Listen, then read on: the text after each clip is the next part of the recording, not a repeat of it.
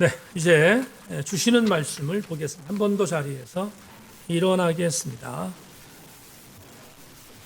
오늘 주시는 말씀은 요한 3서 1장 9절로 12절까지 말씀을 봉독하겠습니다. 요한 3서 1장 9절부터 12절 말씀 보고 다음 주에 요한 3서 마무리하겠습니다. 제가 읽겠습니다. 내가 두어 자를 교회에 썼으나 그들 중에 으뜸되기를 좋아하는 디오드레베가 우리를 맞아 들이지 아니하니 그러므로 내가 가면 그 행한 일을 잊지 아니하리라. 그가 악한 말로 우리를 비방하고도 오히려 부족하여 형제들을 맞아 들이지도 아니하고 맞아 들이고자 하는 자를 금하여 교회에서 내쫓는도다. 사랑하는 자여 악한 것을 분받지 말고 선한 것을 분받으라.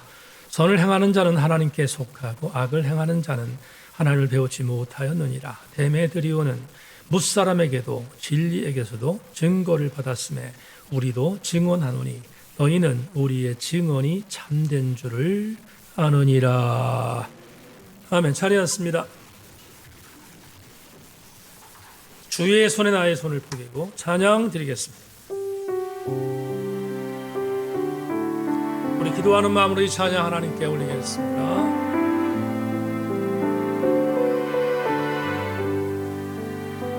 주 보혈 날 정결케 하고 주 보혈 날 자유케 하니 주 앞에 나 예배하는 이 시간 나의 모든 것을 주께 드리네.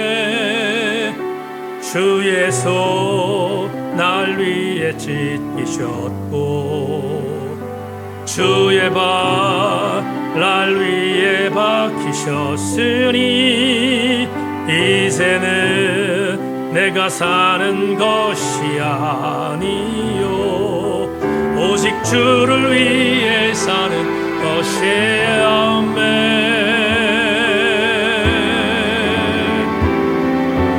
주의 손에 나의 손 포개고 또 주의 발에 나의 발 포개요. 나 주와 함께 죽고 주와 함께 살리라. 영원토록 주 위에 살리라. 주의 손에 나의 손 포개고 또 주의 발에 나의 발 포개요. 나 주와 함께 죽고 주와 함께 살리라. 영원토록 주 위에 주 위에 살리라. 주 위에 살리라.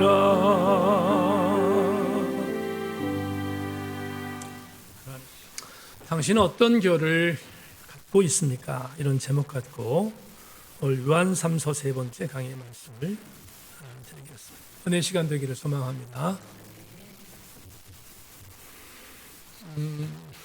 지난 주간에 목욕을 하고 왔습니다. 일부 예배 때 제가 지난 주간에 목욕했다고 그러니까 우리 목사님 한 달에 한 번 목욕하나 보다 그렇게 생각하시는 분이 있는데 그렇지 않습니다. 제 몸을 나름대로 정결하게 하려고 노력 많이 하는데 지난 주간에 목욕탕에 가서 경험했던 씁쓸한 에피소드 하나를 여러분들에게 전하면서 설교를 시작할까 합니다. 탕 안에 들어가서 책을 읽고 있었습니다. 그런데 그 탕 안에 50대 초반으로 보이는 아들하고 어림잡아서 80대 중후반 혹은 90대가 넘어 보이는 어르신이 같이 탕으로 들어오셨습니다. 근데 아버님처럼 보이는 그 어르신은 보행보조기, 여러분 아시죠? 보행보조기로 이렇게 짚고 천천히 들어오셨습니다. 그렇게 들어오셔서 아들과 함께 목욕을 하셨고요. 1시간 정도 지난 뒤에 저는 퇴역하기 위해서 라카룸으로 나왔습니다. 그런데 라카룸에 나왔는데 그 부자도 라카룸으로 마침 나와서 그 부자들이 퇴역을 준비하는 것을 눈으로 보게 되었습니다. 그런데 갑자기 소리가 커졌습니다. 그래서 도대체 무슨 일인가를 보니까 그 부자 사이에 아들이 소리를 치는 것을 들은 것입니다. 가만히 보니까 아들이 이렇게 말합니다. 본인은 옷을 다 입고 아버지 되는 어르신에게 이렇게 소리쳤습니다. 아버지, 왜 이렇게 굼뜹니까? 옷을 빨리 좀 입지. 라고 소리쳤습니다. 아버지는 묵묵무답 주섬주섬 옷을 입고 계셨습니다. 그러자 아주 못마땅한 표정으로 아들이 퇴근하기 시작했습니다. 왜 이렇게 동작이 느리냐고 막 퇴근하는데 순간 피가 거꾸로 쏟았습니다. 그래서 이런 생각이 들었습니다. 저걸 가서 한번 날려? 정말 저걸 가서 한번 어떻게 해봐? 그런 생각이 들었습니다. 순간적으로. 그러다가 정말로 꾹 참았습니다. 왜냐하면 제가 그날 참지 않았으면 그 다음날 충청일보 신문에 이렇게 기사가 날 것 같습니다. 제천의 아무개 교회 아무개 목사 목욕탕에서 행인과 주먹질 다투다 이렇게 나올 것 같아서 그래서 정말 참았습니다. 참고 그런데 분이 풀리지 않았어요. 목욕탕에 나와서 이런 생각이 들었습니다. 태어나지 않는 것들이 존재하는구나. 태어나지 않아야 될 것들이 존재하는구나 하는 생각을 다시 한번 하게 됐습니다. 여러분, 저는 사형을 반대하는 목사입니다. 누구를 죽일 수 있는 권리는 없다고 믿기 때문에 그렇습니다. 아주 가끔 율법서에 나와 있는 한 가지 조항이 예외입니다. 성경이 이렇게 말하지요. 부모를 죽인 자는 살려두지 말아라. 저도 동의합니다.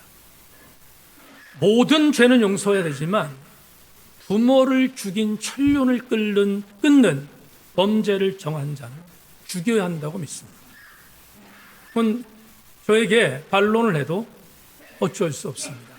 제가 갖고 있는 마음이기 때문에 그렇습니다. 그날 돌아오는데 정말 태어나지 말아야 할 인간들이 너무 많구나 하는 생각을 했습니다. 보행보조기를 갖고 온 아버지가 주섬주섬 옷을 입으면 전부의 정상적인 아들은 아버지를 도와 옷을 입혀 드려야 하는 것이 정상 아닙니까? 그 광경을 보다가 마음이 정말로 씁쓸했고 아팠습니다. 사람의 모양을 하고 있는데 사람이 아닌 인간들이 너무 많습니다. 우리 주변에 지천에 있습니다. 오늘 여러분 요한 3서 본문을 나눌 것인데 분명히 사람의 모습을 하고 있는데 사람이 행하면 안 되는 일을 행한 사람이 오늘 본문에 등장합니다. 한번 추적해 보겠습니다. 우리 지난 주일날 요한 3서 두 번째의 강의를 통해서 요한 공동체에서 신앙생활하고 있던 형제와 자매들이 요한 3서의 저자 장로님을 찾아왔다고 했습니다. 찾아와서 장로님에게 이렇게 말했습니다. 장로님, 제가 우리들이 한 분을 소개하고 싶습니다.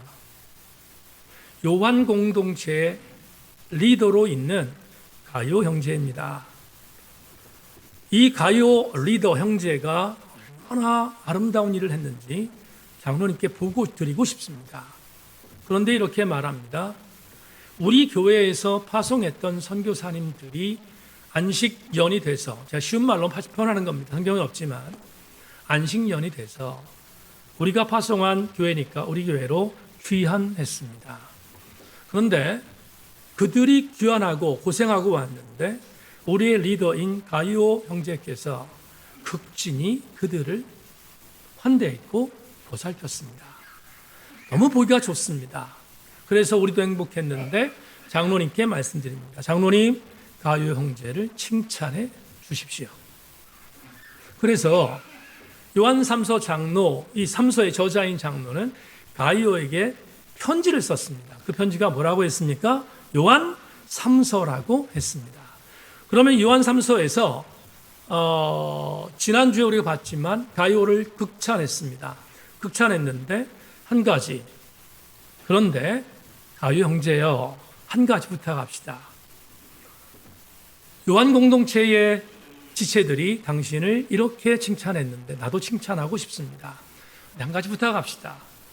선교사님들이 돌아갈 때가 되면 돌아갈 때까지 지극히 환대하는 것을 중단하지 말고 잘 감당해 주기를 바랍니다. 라고 부탁했음을 우리는 지난주 설교를 통해서 함께 나누었습니다. 우리가 지금까지 본 이 그림은 대단히 아름다운 교회 공동체의 그림입니다. 그런데 갑자기 오늘 본문 9절과 10절, 시작하는 본문 9절과 10절을 보면 급반전이 일어납니다. 뭔가 정말 예상하기에 뭔가 우울해 보이는 반전의 구절이 기록되어 있는데 9절과 10절을 여러분 자막을 통해서 확인하십시오. 내가 주어자를 교회에 썼으나 그들 중에 으뜸되기를 좋아하는 디오드레베가 우리를 맞아들이지 아니하니 그러므로 내가 가면 그 행한 일을 잊지 아니하리라. 그가 악한 말로 우리를 비방하고도 오히려 부족하여 형제들을 맞아들이지도 아니하고 맞아들이고자 하는 자를 금하여 교회에서 내쫓는 도다. 가이오를 극찬했던 요한 3서의 저자 장로는 반대편에 있는 한 사람을 소개합니다. 그 사람의 이름이 오늘 본문에 나오는 디오드레베입니다. 디오드레베는 요한 3서 저자의 장로회에서 대단히 부정적인 인물로 그려지고 있습니다. 그러면 이 디오드레베가 왜 부정적인 인물일까? 그 이유가 뭘까? 오늘 본문의 내용에 의하면 두 가지의 이유가 있음을 본문이 우리한테 말하고 있습니다. 두 가지를 여러분에게 소개하겠습니다. 첫 번째, 자막 볼까요? 요한 3서 저자 장로님은 디오드레베를 부정적인 인물로 평가하는데 그 이유가 뭐냐? 으뜸되기를 좋아했던 자였기 때문이다 라고 해석합니다. 여러분, 본문의 정황을 우리가 추론할 수 있는 한 주석서에 있는 글을 여러분이 소개할 터이니까 한번 따라봐 주시기를 바랍니다.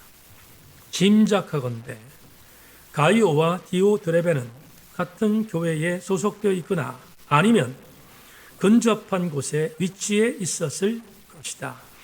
무디 스미스 교수의 주석을 받아들인다면 끔찍해 보이는 현상이 있습니다. 이런 겁니다. 요한 공동체의 리더는 가이오 한 사람이 아니라 또 한 명이 있었다는 겁니다. 누굴까요? 디오드레베입니다. 그러면 이 디오드레베가 요한 공동체의 리더였다면 가이오와는 서로 등지고 있었을 가능성이 많습니다.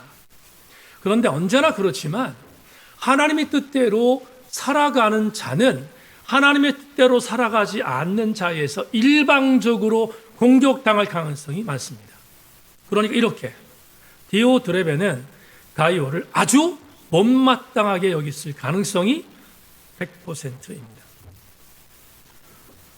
두 사람이 이런 긴장 관계에 있다는 것을 우리는 충분히 추론할 수 있는데 디오드레베는 가이오를 무시하고 이 사람이 행했던 범죄가 뭔지 성경은 세 가지로 우리에게 고발합니다. 성경 내승 안에 있습니다. 그래서 고발의 내용이 아주 명확합니다. 그 내용이 10절에 있습니다. 여러분 10절을 다시 한번 보면 10절에 이렇게 말하고 있죠. 10절. 그러므로 내가 가면 그 행한 일을 잊지 아니하리라. 그 다음에 여러분 잘 따라오십시오. 그가 악한 말로 우리를 비방하고도 오히려 부족하여 형제들을 맞아들이지 아니하고 맞아들이고자 하는 자를 금하여 교회에서 내쫓았다. 세 가지의 범죄가 나옵니다. 여러분 디오드레베는 요한 공동체에 있는 수많은 형제와 자매들을 비방했습니다. 뿐만 아니라 순회 전도자들, 선교사들도 비방했습니다. 두 번째, 가이오는 선교사들을 영접했다고 했는데 디오드레베는 반대로 영접하지 않았다라고 표현합니다. 세 번째, 이 정도가 아니라 디오드레베의 심각한 범죄는 요한 공동체에서 자기의 뜻을 따르지 않는 자들을 내쫓아 버렸다라고 고발합니다. 그러니까 디오드레베가 얼마나 위험한 인물인지를 우리는 알 수 있습니다. 그러면 디오드레베는 왜 이런 악한 짓을 할 수밖에 없었지? 그 이유가 오늘 9절에 있습니다. 9절에 디오드레베가 왜 이런 악한 자가 됐지? 사람의 얼굴을 갖고 있지만 사람같이 행동하지 않았지? 교회 공동체에 있는데 전혀 그리스도인 같지 않았지? 라고 질문하면 9절이 답을 줍니다. 9절. 내가 두어 자를 교회에 썼으나 그들 중에 으뜸되기를 좋아하는 디오드레베가 우리를 맞아들이지 아니하였다. 증거가 나옵니다. 답이 나옵니다. 디오드레베는 으뜸되기를 좋아했기 때문입니다. 여러분, 으뜸되기를 좋아했다는 이 구절을 여러분에게 풀어보겠습니다. 여기서 으뜸되다 해당되는 그리스어는 필로프로티온인데 이것은 필로스와 프로토스가 결합한 형태이다. 풀어 설명하면 1등 되기를 좋아한다는 뜻이다. 서영석 교수가 해석한 이 해석을 보면 1등 되기만을 바랬던 사람이 누군가? 디오드레베입니다. 그러니 같은 1등의 레벨로 같이 가고 있었던 가이오를 인정할 리 없습니다. 아주 오래전에 개그맨 한 명이 이런 풍자를 했죠. 1등만 기억하는 더러운 세상. 기억나시죠? 1등만 기억하는 더러운 세상. 근데 세상은 그런데 성경은 그렇지 않습니다. 성경은 1등만을 기억하는 그런 현장이 아니고요. 오히려 1등 아닌 자를 더 기억해 주는 현장이 성경의 무대입니다. 예를 들어볼까요? 이스라엘의 위대한 지도자였던 모세 1등입니다. 그런데 분명히 우리는 모세를 1등으로 보지만 모세가 1등 될 수 있었던 이유는 2등들이 있었기 때문이에요. 말표현을 바꿉시다. 어떻게 보면 진짜 1등 될 만한 사람들이 있었기에 모세가 존재할 수 있었습니다. 모세는 아론과 훌이라는 기도의 후원자가 있었습니다. 모세에게는 천부장, 백부장, 50부장 같은 나름대로의 참모들이 있었습니다. 그렇죠? 그런 나름대로의 참모들과 그리고 지지자가 있었기에 모세가 존재할 수 있었습니다. 이 말은 모세는 절대로 독불 장군이 아니라는 말입니다. 여러분, 모세의 뒤를 이어 후계자가 된 사람이 있습니다. 누굽니까? 여호수아입니다. 여호수아는 모세의 리더십을 이어받고 이스라엘 신앙 공동체를 가나안까지 이끌고 들어간 사람입니다. 그런데 우리는 여호수아가 이스라엘 신앙 공동체를 가나안까지 끌고 들어가서 그를 1등으로 보는데 여러분 그렇습니까? 물론 그럴 수 있다고 해석하는 사람이 있습니다. 하지만 여호수아가 1등 되도록 해준 사람은 진짜 1등은 저는 여호수아가 아니라 갈렙이라고 믿습니다.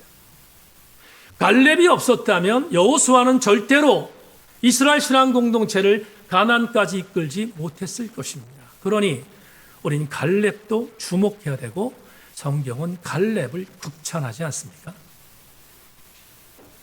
이스라엘의 국기 속에 있는 다윗. 다윗의 별이 그려져 있는데 그만큼 다윗은 이스라엘 신앙 공동체에게 있어서는 지금도 영웅입니다. 다윗이 영웅으로 될 수 있었던 이유, 다윗이 정말 잘났기 때문인가? 그런 것도 있겠지만 저는 다윗이 다윗 될 수 있었던 이유는 다윗에게 왕권을 양보했던 요나단이 있었다고 믿기 때문입니다. 요나단이 없었으면 다윗은 절대로 다윗이 될 수 없었을 것입니다. 어디뿐인가? 바로 엘리사. 엘리사는 위대한 이스라엘의 선지자였습니다. 그가 위대한 선지자로서 역할을 감당할 수 있었던 이유는 나아만 때문입니다. 아니, 여타 다른 것도 있지만 나아만을 고쳤던 사람으로 유명하지 않습니까? 그러면 엘리사가 유명해진 것은 나아만 때문인가? 그렇지 않습니다. 나아만이 도단에 있었던 엘리사를 찾아가게 만들었던 작은 여자아이가 있었잖아요. 다시 말하면 위대한 인물들 사이에 그들이 위대한 성경 인물이 될 수 있도록 만들었던 주체들은 오히려 그들보다 이인자들이었습니다. 그러니까 우리는 절대로 1등만 기억하는 세속적인 가치와는 다른 세상에 살고 있습니다. 바울이 예수 그리스도, 제가 지난 주간에 유튜브 하나 봤는데 비기독교인들이 보았던 전 세계를 바꾸었던 30명이라는 유튜브 영상을 보게 됐는데 그중에 13번째에 바울이 나옵니다. 우리는 그렇게 보진 않지만 바울, 위대한 하나님의 사람이었습니다. 그가 위대한 하나님의 사람으로 남아있을 수 있었던 이유, 다소에서 13년간 직거하며 삶을 거의 포기할 정도로 낙심하고 있던 바울에게 타우루스 산맥을 넘어서 직접 바울에게 가서 우리 안디옥이 많이 어렵다, 안디옥 교회를 같이 섬겨주지 않을래? 라고 권면했던 바나바가 있었기에 바울은 존재할 수 있지 않았겠습니까? 다시 말씀을 드리면 으뜸되기를 좋아하는 그는 스스로 자멸할 수 있습니다. 교회가 주목하는 것은 으뜸되기를 좋아하는 것이 아니라 하나님의 교회를 만들어가는 수많은 이인자들이 있기에 하나님의 교회는 아름다워질 수 있습니다. 우리 교회는 디오드레베가 없기를 축원합니다. 또 하나의 디오드레베의 범죄를 고발하겠습니다. 제 고발이 아니라 성경에 있는 고발입니다. 여러분 10절을 보겠습니다. 10절. 그러므로 내가 가면 그 행한 일을 잊지 아니하리라. 그가 악한 말로 우리를 비방하고도 오히려 부족하여도 형제들을 맞아들이지 아니하고 맞아들이고자 하는 자를 금하여 교회에서 내쫓는도다. 여러분 10절을 보면 두 번째 디오드레베가 무슨 범죄를 범했는지를 우리에게 고발합니다. 자막 볼까요? 두 번째, 디오드레베는 공동체를 파괴한 자입니다. 교회 공동체를 파괴한 것은 중죄였습니다. 디오드레베가 어떻게 교회를 파괴했는가? 세 가지로 본문은 우리에게 고발합니다. 첫째, 디오드레베는 요한 공동체에 있는 형제와 자매들을 비방했습니다. 비방이라는 단어 썼습니다. 비방했습니다.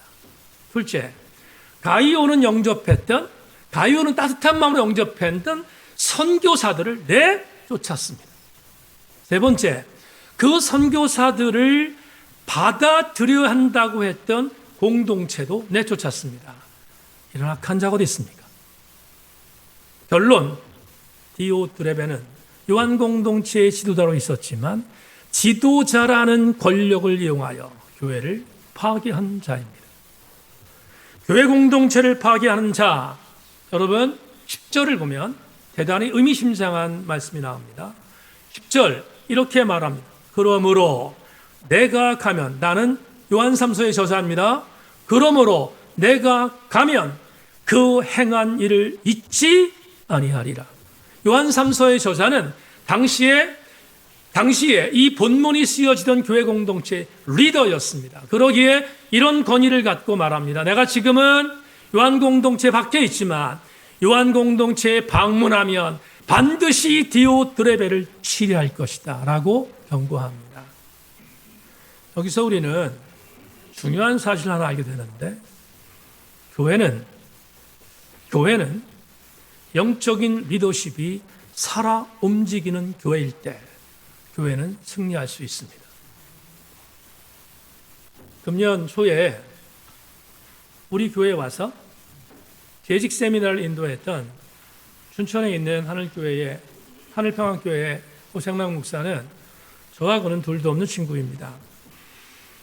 여러분도 경험해 보셨습니다마는 굉장히 온유하고 굉장히 온화하고 따뜻한 친구입니다. 그래서 많은 사람들이, 제 친구들도 참 존경하는 친구 중에 한 명입니다. 교회를 개척해서 지금의 교회를 일구었습니다. 순간순간 많은 위기가 있었습니다. 그 위기는 개척교회부터 시작하여 교회가 성장할 때마다 교회를 괴롭히는 자들이 있었기 때문입니다. 그 친구가 한번 강의 중에, DPA 사역을 하는 강의 중에 이런 이야기를 한 적이 있습니다. 후배 여러분, 저는 교회가 아름답고 교회가 편안하고 교회가 질서 있고 교회가 따뜻한 교회를 만들기 위해서 제 평생 목을 걸었습니다. 근데 한 가지는 예배였습니다. 교회의 공동체의 질서를 파괴하는 자는 용서하지 않았습니다. 교회 공동체의 질서를 파괴하는 것은 하나님을 파괴하는 자이기에 용서하지 않는 것입니다. 지금 요한3서 저자가 내가 요한 공동체에 가면 디오드레베를 용서하지 않을 것이라는 이 기가 막힌 일침은 요한 공동체의 성도들에게 대단한 위로가 되지 않았겠습니까? 그러면서 본문에서 요한3서자는 지금 너희들이 디오드레베로 인하여 많은 어려움을 당하고 있지만 그러나 한 사람을 소개하겠다. 그러면서 한 사람을 천고합니다. 천고라는 단어 여러분 주목하십시오. 한 사람을 천고합니다. 그 천고한 사람이 오늘 본문 11절부터 12절에 있습니다. 여러분 자막 보십시오. 사랑하는 자여, 악한 것을 본받지 말고 선한 것을 본받으라. 선을 행하는 자는 하나님께 속하고 악을 행하는 자는 하나님을 배웁지 못하였느니라. 데메드리오는 뭇사람에게 그리고 진리에게도 증거를 받았음에 우리도 증언하노니 너는 우리의 증언이 참된 줄을 아느니라. 이 구절은 다 같이 아멘하기를 소망합니다. 여러분 보세요. 디오드레베가 교회를 어렵게 하고 교회 공동체를 파괴하고 아나무인입니다. 아나무인이에요. 누구의 말도 듣지 않습니다.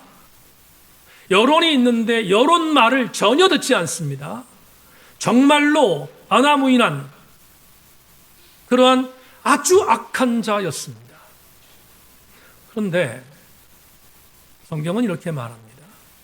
이 교회를 위하여 하나님이 한 사람을 예비해 두었다고 넌지시 암시합니다. 그 사람의 이름은 데메드리오입니다. 오늘 이 본문 가지고 청년들과 학생들, 이영미 권사님과 인주 권사님이 오늘 셀리베를 인도합니다. 어제 토요일마다 청년 학생들을 위한 셀리베 자료를 주고 저와 함께 먼저 공부를 하는데 어제 권사님들이 같이 얘기를 하다가 목사님 두 사람 이름이 헷갈려요 이렇게 얘기를 해요. 디오드레베와 데메드리오 헷갈립니다. 그런데 여러분 똑같지 않은 사람입니다. 디오드레베의 대항마는 데메드리오였습니다. 데메드리오가 어떤 사람이었는지 12절이 우리에게 증거하는데 정말 감동입니다. 세 가지로 증거합니다. 데메드리오가 어떤 사람이었는가? 세 종류의 불의에 의하여 인정받는 사람이었습니다. 이 세 종류를 통하여 칭찬받는 사람이었습니다. 그 세 종류를 소개하면 첫 번째 무사람, 두 번째 진리, 세 번째 우리입니다. 다시 한 번만 무사람, 그리고 진리, 그리고 우리입니다. 그러면 이게 뭘까? 무사람 말할 것도 없습니다. 요한 공동체 안에 있는 형제와 자매들과 더불어 거기에 방문했던 모든 선교사들 전부를 의미합니다. 이 모든 사람들에게 디오드레베와 같지 않게 인정받던 사람이 데메드리오입니다. 두 번째, 진리. 진리는 과연 뭘까? 여러분, 바레트 교수의 주석을 하나 읽겠습니다. 오직 여기서는 진리, 곧 하나님의 실제 혹은 그의 계시가 인격화되어 있다. 너무 쉽죠? 진리가 뭡니까? 진리는 하나님이며 예수 그리스도입니다. 이 말은 이런 말입니다. 데메드리오는 하나님이시며 그리고 진리이신 예수 그리스도에게 인정받은 자라고 말하고 있습니다. 마지막 세 번째, 우리라고 말합니다. 우리에게도 인정받았다. 우리가 증언한다. 우리는 누구일까? 말할 것도 없습니다. 요한 3서 저자 장로와 그가 극찬하고 있는 누구겠습니까? 가이오입니다. 그러면 지금 데메드리오는 요한 공동체의 전방위적인 사람 전체에게 인정받고 있음을 오늘 요한 3서가 우리에게 보고하고 있습니다. 그러면서 마지막입니다. 이렇게 디오드레베가 있다, 데메드리오가 있다. 그러면서 요한 3서 저자는 당부합니다. 이렇게 11절입니다. 11절 자막 보십시오. 사랑하는 자여, 악한 것을 본받지 말고 선한 것을 본받으라. 선을 행하는 자는 하나님께 속하고 악을 행하는 자는 하나님을 배웁지 못하였느니라. 요즘 피터스의 메시지의 번역으로 다시 읽겠습니다. 친구여, 악한 것과 착하지 마십시오. 선한 것을 본받으십시오. 선한 일을 하는 사람은 하나님의 일을 하는 사람입니다. 악한 일을 하는 사람은 하나님을 저버리고 하나님에 대해 기초적인 것조차 모르는 자입니다. 우리는 이상의 해석을 통하여 이런 질문을 던져야 합니다. 왜 디오드레베와 데메드리오는 이런 엄청난 차이를 갖고 있었을까? 질문해 보십시다. 왜? 이 두 사람은 같은 요한 공동체에 있는 지체들임에도 불구하고 이렇게 차이가 났을까라고 질문하면 그 질문에서 내 말을 찾을 수 있습니다. 문장 봅시다. 이렇게 해석하겠습니다. 디오드레베는 결이 약했습니다. 반면 데메드리오는 결이 선했습니다. 그러니까 가장 극명한 차이는 악한 결과 선한 결의 차이다라고 해석할 수 있습니다. 로마서 16장 19절은 제가 참 좋아하는 구절인데, 로마서 16장 19절에 사도 바울이 로마교회 편지하면서 마무리 부분에 로마교회 성도들이 이렇게 당부합니다. 너희의 순종함이 모든 사람에게 들리는지라. 그러므로 내가 너희로 말미암아 기뻐하노니 너희가 선한 데는 지혜롭고 악한 데는 미련하기를 원하노라.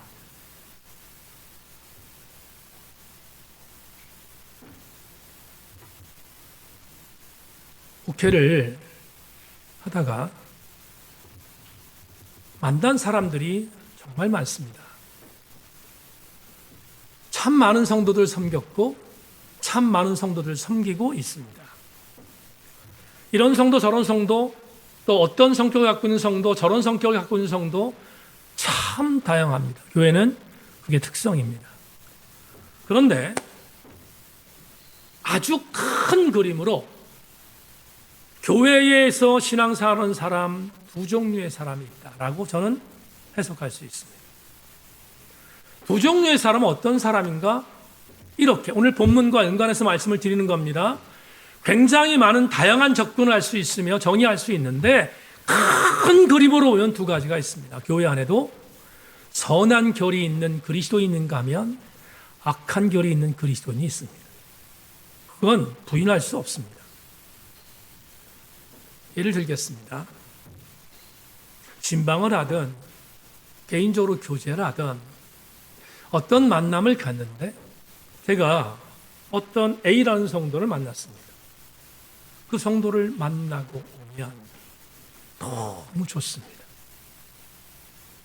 그 성도를 만나고 오면 노래가 나옵니다. 그 성도를 만나고 오면 목회에 기쁨이 있습니다. 그 성도를 만나고 오면 제가 너무너무 행복합니다. 그 성도를 만나고 오면 뭐든지 다 해주고 싶은 마음이 있는 그런 마음이 듭니다. 그 성도들의 공통점은 결이 선합니다. 반면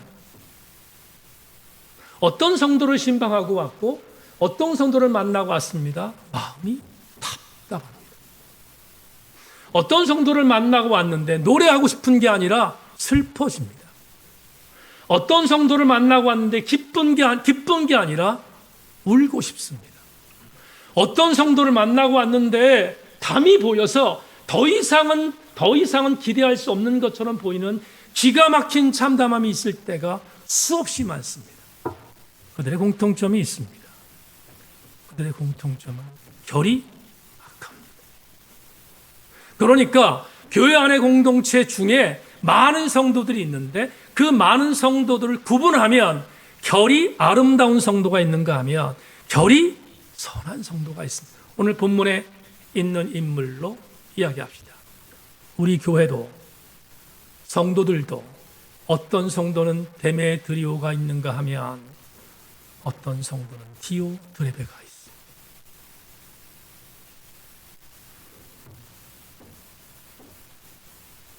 니쿠스 카잔차키스라고 하는 그리스인 조르바라는 유명한 책을 쓴 소설가가 있습니다.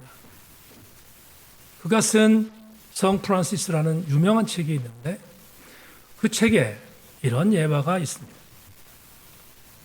한 겨울에 아몬드 나무가 때가 되지 않았는데 꽃을 만발했습니다. 그러자 그 아몬드 나무와 같이 심겨져 있는 수많은 나무들이 비웃었습니다. 그리고 아몬드 나무를 막 비난합니다. 야, 아몬드 나무, 너 그렇게 교만할 수가 있냐? 너 때도 안 됐는데 미리 꽃을 피면 되겠냐? 그럼 막 야단치며 비난했습니다. 네가 꽃을 피면 봄이 빨리 오니? 라고 막 야단칩니다.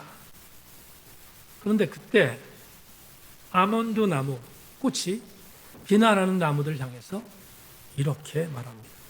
용서하세요, 자매님들. 맹세코 나는 꽃을 피우고 싶지 않았지만 갑자기 내 가슴 속에서 따뜻한 봄바람을 느꼈습니다. 그리스도인으로 산다는 것이 뭘까요? 그리스도인들이 산다는 것은 수많은 다른 사람보다 봄바람을 먼저 느끼는 것입니다. 수많은 사람들은 봄바람을 느끼지 못하지만 그리스도인이라면 봄바람을 먼저 느끼는 자가 그리스도인이지 않겠습니까? 그런데 그 봄바람을 느끼려면 결이 아름다워야 합니다. 결이 악한 자는 하늘이 두 쪽이 나도 봄바람을 느낄 수 없습니다. 지난 수요일 날 여러분 아시는 것처럼 제가 설교를 하면 설교 전에 반드시 찬양 하나를 부릅니다. 그 찬양 하나를 부르는데 지난주 수요일 날 불렀던 찬양은 제가 40년 전에 청년 시절 때 은혜 받고 막 울면서 불렀던 찬양이라 기억하고 자주 부릅니다.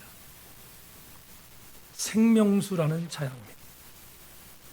그 찬양을 정말 기름 부음인 찬양이기도 하고 신앙 고백이기 때문에 그 찬양을 정말로 뜨겁게 찬양했습니다. 그리고 난 뒤에 예배를 마쳤는데 서울에서 신앙생활하는 타교회 권사님 한 분이 수요일 설교를 듣고 그리고 저한테 문자를 보냈습니다. 이렇게, 목사님, 지난주에 수요일 예배 설교 전에 부르셨던 생명수를 듣고 또 듣고 또 듣고 또 들었습니다.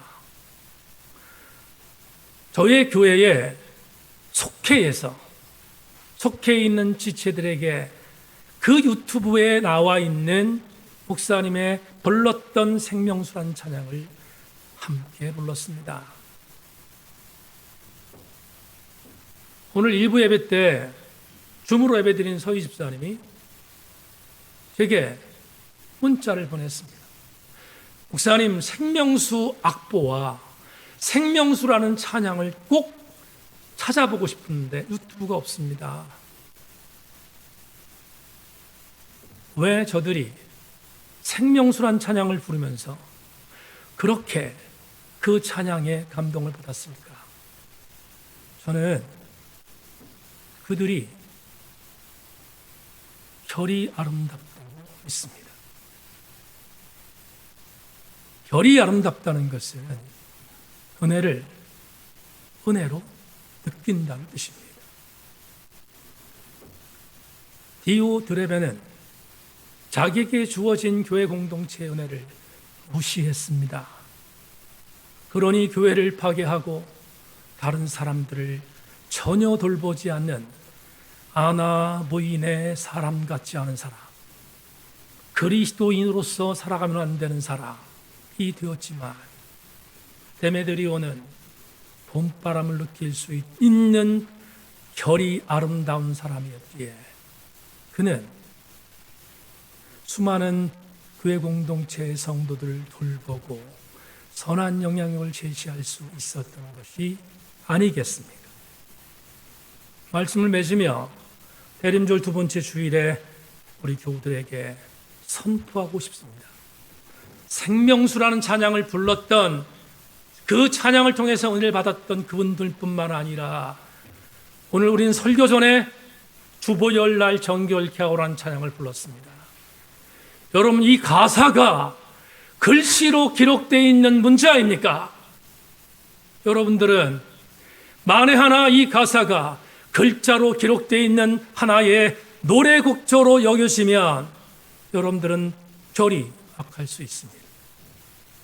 그러나 주 보혈이 날 정결케 하고 주 보혈이 날 자유케 했고 주 손이 나를 위하여 찢기셨으며 주 발이 나를 위하여 박히셨다는 이 절절한 감동이 문자가 아니라 신앙 고백이 된다면 여러분들은 디오드레베가 아니라 데메드리오로 살아갈 수 있지 않겠습니까?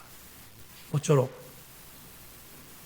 저는 여러분들 모두가 데메드리오의 결을 유지하는 하나님이 기뻐하는 신실한 그리스도인들이 되시기를 주의 이름으로 권면합니다.